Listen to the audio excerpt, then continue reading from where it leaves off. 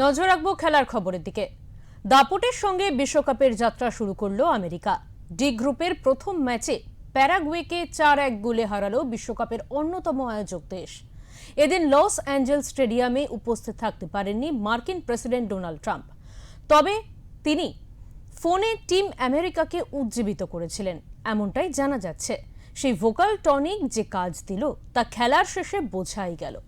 প্রথম ম্যাচে মরিসিও পোচেত্তিনোর দল যে সুন্দর ফুটবল উপহার দিল তা বিশ্বকাপের অনেক বড় দলের ঘুম উড়িয়ে দিতে পারে।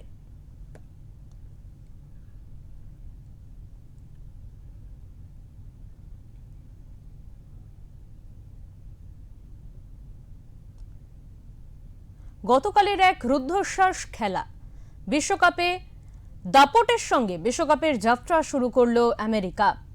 ডি গ্রুপের প্রথম ম্যাচে প্যারাগুয়েকে 4-1 গোলে হারালো বিশ্বকাপের অন্যতম আয়োজক দেশ। ট্রাম্পের বার্তার পরেই প্যারাগুয়েকে হারিয়ে বিশ্বকাপ শুরু আমেরিকার। যদিও এদিন স্টেডিয়ামে উপস্থিত থাকতে পারেননি মার্কিন প্রেসিডেন্ট ডোনাল্ড ট্রাম্প, তবে তিনি ফোনে টিম আমেরিকাকে উজ্জীবিত করেছিলেন, এমনটাই জানা যাচ্ছে।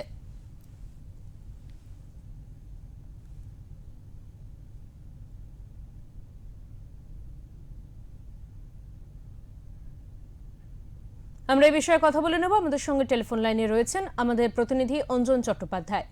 অঞ্জন, বিশ্বকাপে চমকপ্রদ খেলা উপহার দিল আমেরিকায়। দুর্দান্ত পারফরমেন্সের পেছনে ট্রাম্পের ভোকাল টনিক ঠিক কতটা কাজ দিল তোমার কাছ থেকে জানতে চাইবো। দেখো, একদমই ডোনাল্ড ট্রাম্প ভীষণ খুশি হবে যে তার দেশ মার্কিন যুক্তরাষ্ট্র কিন্তু অসাধারণ ফুটবল খেলে। তুমি জানো, একটা বলা চলে প্যারাগুয়ে কিন্তু একটা বড় নাম সেই অর্থে। প্যারাগুয়ে কিন্তু জায়ান্ট কিলার বলা যেতে পারে। প্রত্যেকবারই তারা কিন্তু বিশ্বকাপের ফার্স্ট বরাবরই করে এসেছে এবং অনেক বড় বড় টিমকে হারিয়েছে। তাদের বিরুদ্ধে এরকম লড়াকু ফুটবল খেলা এবং 4-1 ব্যবধানে জয় পাওয়া, সেটা কিন্তু একটা সত্যি একটা নজির বলা যেতে পারে। অপরদিকে যে বিতর্ক হয়েছিল, যে বিতর্ক এই বিভিন্ন ইরানকে নিয়ে বিশ্বকাপ শুরুর আগে যুদ্ধ নিয়ে, তারপর অনেক এই যুদ্ধের সমস্যা, এটা নিয়ে আমেরিকা যদি প্রথম ম্যাচটা জিতলো, তারা যদি পরের পর্বে কোয়ালিফাই করতে পারে এভাবে, একটা কিন্তু সত্যি ফুটবলের মাধ্যমে তারা কিন্তু যত বিতর্ক হোক সেই বিতর্কে কিন্তু জবাব দিতে পারবে। অপরদিকে আরেকটা ম্যাচের কথা বলে, এই আরেকটা ম্যাচে কিন্তু ওপেনিয়ার কাছে কিন্তু আয়োজক কানাডা, যারা তুলনামূলক কানাডা কিন্তু ফেভারিট হিসেবেই শুরু করেছিল, কিন্তু তারা কিন্তু আয়োজক ও তারা কিন্তু বসনিয়ার কাছে 1-1 ব্যবধানে ড্র করলো। তো বুঝতেই পারছো কিন্তু বিশ্বকাপের মাত্রা সবকিছু কিন্তু বেড়ে গেছে। তবে আরেকটা বিষয় তোমাকে আজকে বলি, আমরা জানি বড় দলগুলো খেলা যদি শুরু করি, এবং অবশ্যই ব্রাজিল সমর্থকদের জন্য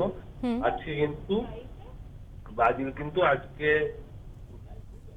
বিশ্বকাপের অভিযান নিউ ইয়র্কে কিন্তু শুরু করবে ভোর 3:30টার সময় ভারতীয় সময়। কিন্তু ব্রাজিলের প্রথম খেলা রয়েছে আজকে। কিন্তু ব্রাজিল সমর্থকরা কিন্তু এত রাত হলেও ভারতের ব্রাজিল যারা সমর্থক আছে এবং অবশ্যই গোটা বিশ্বে, তারা কিন্তু টিভির সামনে কিন্তু তার প্রিয় দলকে কিন্তু সমর্থন করতে কিন্তু টিভির সামনে থাকবে। আর যারা স্টেডিয়ামে আছে তারা তো থাকবেই। এবং এই ম্যাচে কিন্তু যদিও নেইমার চোটের কারণে খেলতে না পারলেও একটা বিতর্ক হচ্ছে ব্রাজিল দলকে নিয়ে, তারকা সম্পূর্ণ দল নয়, তারা কি করতে তার এত তারকা পোশাকে যোগ দেওয়া হচ্ছে কেন? কারণ এবার কিন্তু ব্রাজিল দলটা অনেকটা স্ট্রং, প্রত্যেকবারই তারা ফেভারিট হিসেবে মাঠে নামে। তবে এবার কিন্তু ব্রাজিল দলের মতো অনেক কিন্তু ব্রাজিলকে এগিয়ে রাখার কথা। তবে ধারে বারে কিন্তু ব্রাজিলের ফুটবলটা অনেক বেটার। এবং মরক্কো কিন্তু তুমি গতবার সেমিফাইনাল খেলেছিল, তোমার ভুলে গেলে চলবে না। সেখান থেকে মরক্কোর বিরুদ্ধে কিন্তু একটা সুন্দর ফুটবল কিন্তু আমরা আবার আজকের ম্যাচে দেখা যেতে পারে। অঞ্জন, এবারের বিশ্বকাপে আমেরিকা কি ভেলকে দেখাতে পারে, কি মনে হচ্ছে সে বিষয়? হ্যাঁ, তো দেখো, ওই আমেরিকার প্রথম ম্যাচ হয়েছে, তবে আমি যেটা বললাম প্যারাগুয়ের বিরুদ্ধে, হুম যে প্যারাগুয়ে সহজ প্রতিপক্ষ নয়, যথেষ্ট কিন্তু মজবুত প্রতিপক্ষ।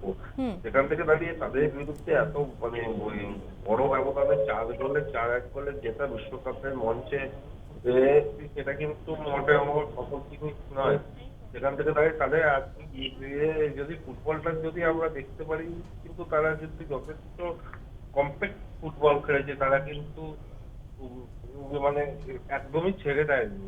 হুম মানে প্রতিপক্ষকে যত রকম ভাবে আক্রমণ করা হয়, আর ফুটবলের তত রকম ভাবেই করেছে। একটা বলা চলে যে মানে মাঠের বাইরেও যে তারা যে উম, উম, নিজেদের প্রমাণ করেছে, সেটা মাঠের সমর্থকরাও কিন্তু তাদের আহ্বান দিয়েছে মাঠের বাইরে থেকে, হুম সমর্থকদের সমর্থন সবকিছু নিয়ে। এবার বাকি ম্যাচগুলোয় তারা কি করে, সেই দিকেই কিন্তু সবার নজর থাকবে। হুম একদমই। অনেক ধন্যবাদ অঞ্জন তোমাকে।